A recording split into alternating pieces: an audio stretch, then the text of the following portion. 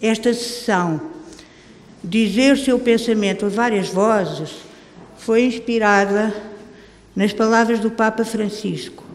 Hoje, na Capela do Rato, todos somos unidade na diversidade de crentes e não crentes, para exprimir admiração, manifestar apoio e reconhecer que o Papa Francisco é a grande figura do século XXI, na universalidade da sua palavra, do seu pensamento, do seu ministério, na originalidade da sua maneira de comunicar sobre as grandes questões do nosso tempo. Não haverá discursos nem adjetivos. Temos um compositor, o João Madureira, que está ali, e músicos, também estão ali os músicos. Temos ouvintes e leitores e temos freiras também. E temos alguns padres. Temos o núcleo da Capela do Rato envolvido nos preparativos. Temos o entusiasmo do Padre António Martins, que no dia 16 de setembro, logo depois da sua primeira celebração na capela, acolheu a ideia que hoje festejamos em gratidão e alegria pelo Papa Francisco.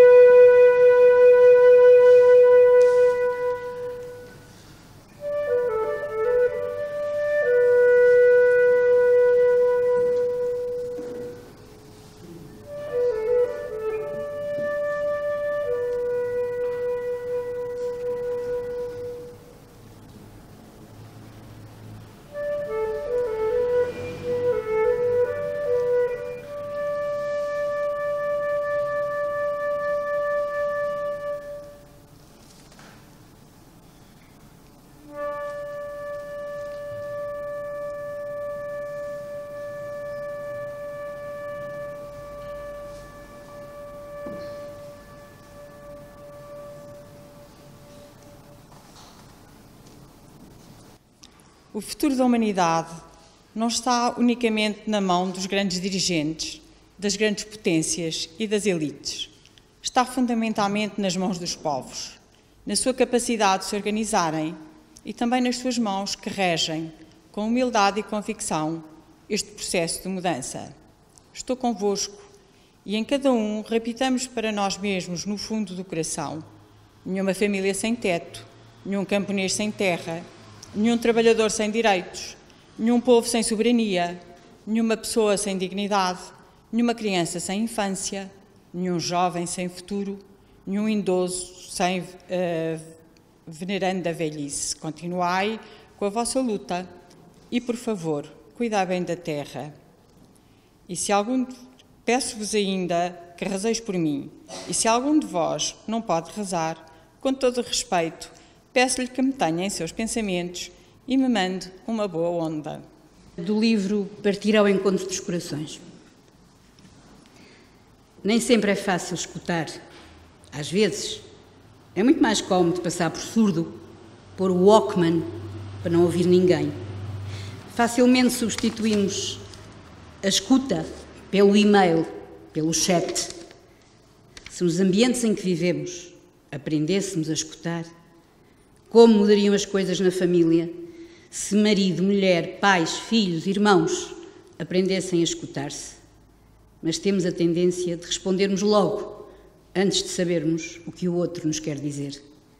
Quantas coisas mudariam no trabalho se nos escutássemos? Quantas coisas mudariam no nosso bairro?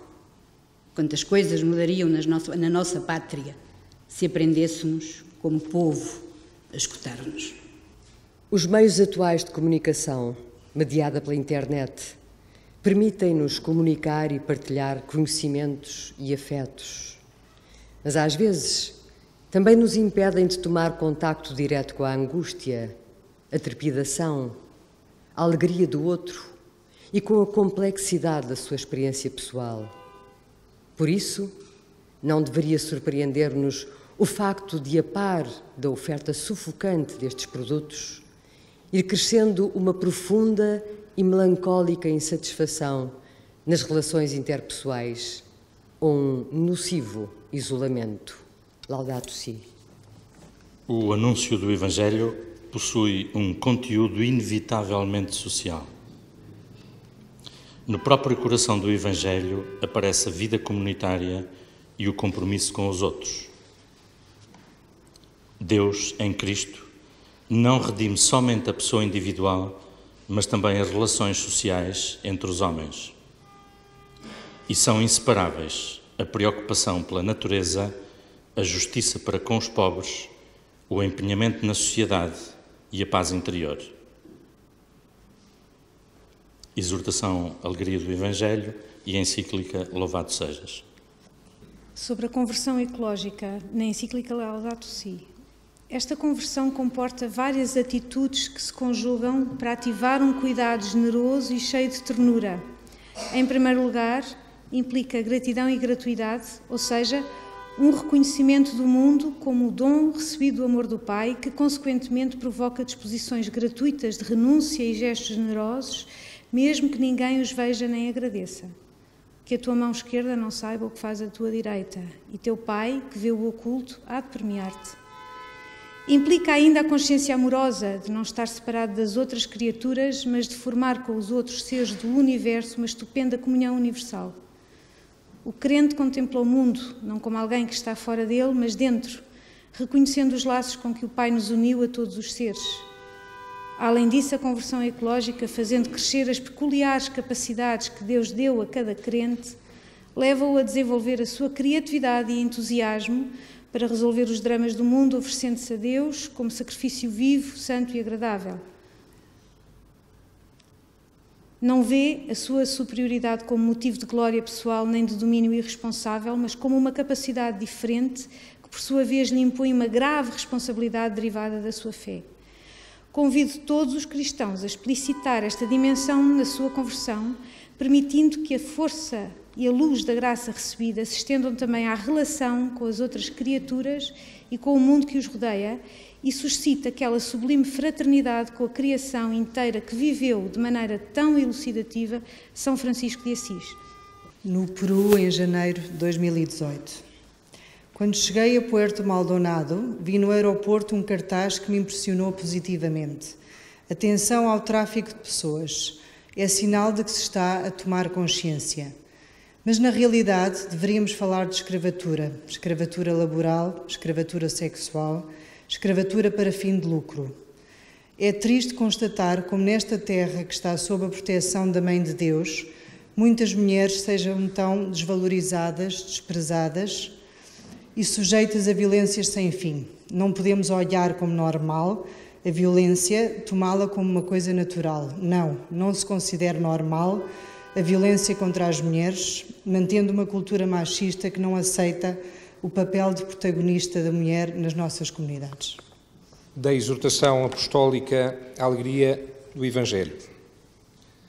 Saiamos para oferecer a todos a vida de Jesus Cristo. Repito aqui, para toda a Igreja, aquilo que muitas vezes disse aos padres e aos leigos de Buenos Aires. Prefiro uma Igreja acidentada, ferida e enlameada por ter saído pelas estradas, a uma Igreja enferma pelo fechamento e a comodidade de se agarrar às próprias seguranças. Não quero uma Igreja preocupada com ser o centro e que acaba presa num emaranhado de obsessões e procedimentos. Se alguma coisa nos deve santamente inquietar e preocupar a nossa consciência, é que haja tantos irmãos nossos que vivem sem a força, a luz e a consolação da amizade com Jesus Cristo, sem uma comunidade de fé que os acolha, sem um horizonte de sentido e de vida. Mais do que o temor de falhar, espero que nos mova o medo de nos encerrarmos nas estruturas que nos dão uma falsa proteção, nas normas que nos transformam em juízes implacáveis, nos hábitos em que nos sentimos tranquilos, enquanto, lá fora, uma multidão faminta e Jesus repete-nos sem cessar: dá-lhes vós mesmo de comer. No nosso mundo inquieto, hoje infelizmente tão ferido e tão degradado por egoísmos e lógicas de poder, a arte representa, talvez ainda mais do que no passado, uma necessidade universal enquanto é fonte de harmonia e de paz. E exprime a dimensão da gratuidade. No dia 28 de setembro, palavras do Papa Francisco aos dirigentes financiadores dos restauros nos museus pontifícios.